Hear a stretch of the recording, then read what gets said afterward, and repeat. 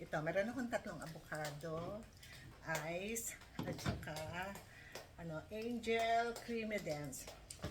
So, tatry natin. Hindi ko siya lalagyan ng sugar kasi masyado siya matamis. So, ito na lang, avocado shake. So, yung sabi ko, yung buto, huwag itatapon kasi gawin natin pang spray sa ating masasakit na buto. Ito, magaganda siya. So, hindi siya overripe. So, tama lang tong ganito gagawin natin shake. So, meron na ako. Marami na akong buto ng avocado para gagawin ko siyang panggamot sa aking masakit na tuhod. So, ito.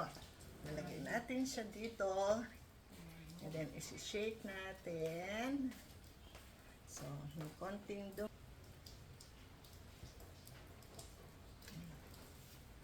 Okay na to. Siguro, sobrang dami na yan. And then, lagay natin yung 1 can.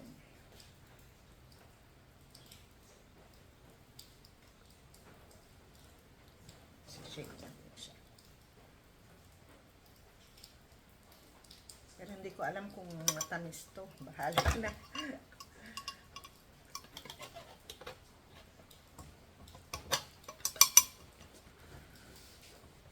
Okay. Shake natin. Lagyan natin yung ice. So, i-shake ko muna. Ito guys, na-shake ko na. So, kailangan natin tikman.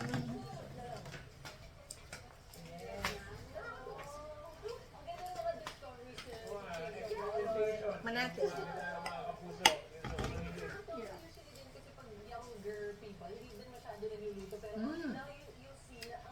Yummy!